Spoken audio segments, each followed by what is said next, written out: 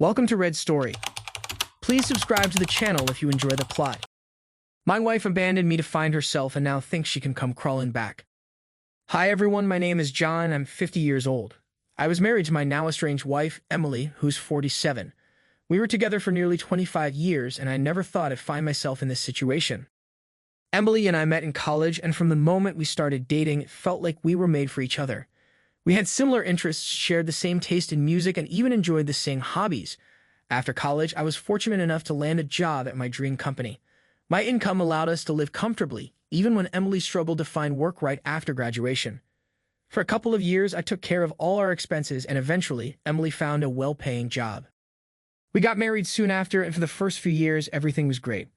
We decided not to have kids right away, wanting to ensure we could provide a stable life for them when the time came. Our marriage was solid, or so I thought. Sure, we had our share of disagreements, but nothing major. I always made sure to treat Emily with love and respect, and she did the same, at least on the surface. Then last year, Emily dropped a bombshell. She told me she needed to find herself and left without much explanation. She walked out on our life together, leaving me to pick up the pieces. At first, I thought she'd come back after a few weeks, but as the weeks turned into a month, I realized she wasn't planning to return anytime soon. I decided to consult a lawyer after waiting for a month. The lawyer advised me that there wasn't much I could do immediately other than change the beneficiaries on my retirement accounts and life insurance policies. That was a no-brainer. Emily wasn't going to get another penny if something happened to me while she was off on her so-called adventures. It was frustrating to hear that I couldn't serve her divorce papers right away because she was nowhere to be found. My lawyer suggested I continue paying the mortgage and car payments to avoid ruining my credit. The cost of trying to sell joint assets through the courts would have been more than just keeping up with the payments. I felt trapped paying for everything while she was off gallivanting across the country. Emily would occasionally send random texts or posts sporadically on Instagram. Her last post was from Hawaii, where she bragged about what a great husband I was for letting her take the trip. Meanwhile, I was barely keeping my head above water, paying for 2 cars, a mortgage, household bills, and insurance, with no savings to fall back on. The contrast between our lives was infuriating. I texted her one night asking if she was seeing other men. A week later, she responded with a simple no, which I didn't believe for a second. I knew Emily well enough to know that she wouldn't have any trouble finding someone else, especially since she still looked great. The thought of her with another man while I was left holding the bag made my blood boil. As the weeks dragged on, my anger grew. I had supported Emily through tough times, including caring for her mother when she moved into a memory care home. And how did she repay me? By abandoning me. The only solace I had was that our children were just as furious with her as I was, though I knew they would eventually forgive her, even if I never could. My lawyer advised me to keep the lines of communication open, so I refrained from blocking her on social media or ignoring her sporadic texts. A friend's wife gave me some valuable advice. Don't go from being a hero to a villain in your kids' eyes. I knew how I handled this would affect my future relationship with them. A month went by and the financial situation became slightly more manageable. I took out a couple of credit cards with promotional rates, giving me some breathing room. I knew I could pay them off once I sold the house, so the immediate stress eased a bit. Surprisingly, I began to enjoy Emily's absence. The house was quiet for the first time in years, and I could do whatever I wanted, whenever I wanted. There was no more emotional baggage weighing me down, no more worrying about her mental health, which had been a constant strain on our marriage. The first month after she left, I kept expecting her to walk through the door. I would hear a noise and think it was her coming home. But as time passed, those feelings faded. I wasn't looking forward to her return. I knew it'd have to happen eventually, but I dreaded the inevitable confrontation, the division of our assets, and the sale of the house. Emily texted me in mid-December saying she would be home for Christmas.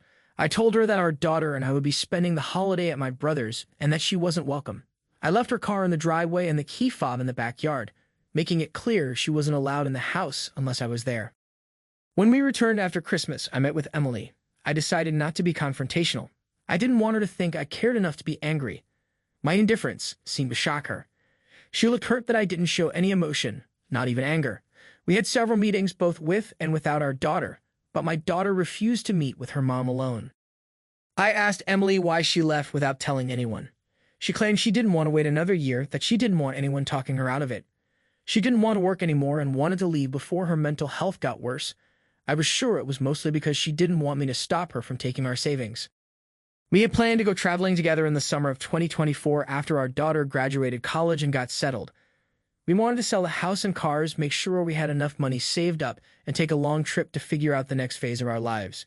But somewhere along the way, Emily started questioning whether she ever wanted to return to our old life. She didn't want to work full-time or settle in one place anymore.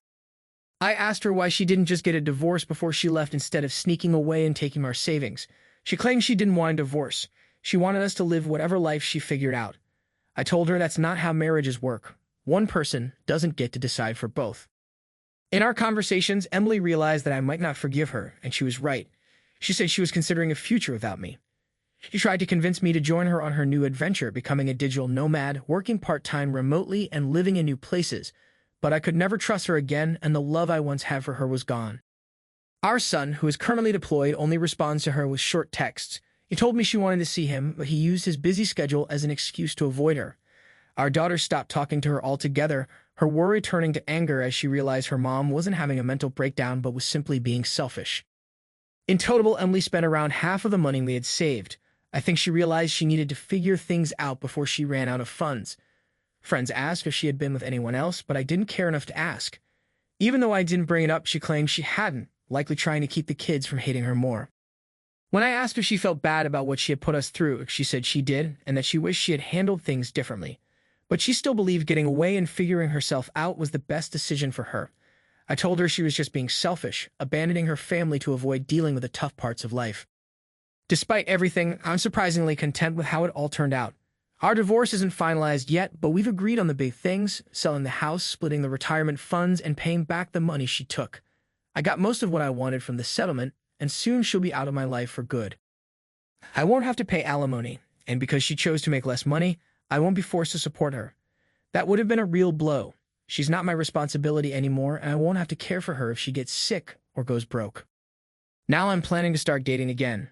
I didn't realize that being a 50-year-old man with grown kids, a good job, and decent health would make me a catch, but I've had more interest than I expected. It's been nice meeting new women, and I'm looking forward to what the future holds. While this isn't where I thought I'd be at 50, divorcing and writing about it as a form of therapy, I'm happier now than I've been in a long time. I'm even planning a little vacation of my own. Just to clarify, I'm not looking for anyone under 30 to 35, and I'm not interested in someone who wants kids. I've already raised mine, and now it's time to focus on my own happiness.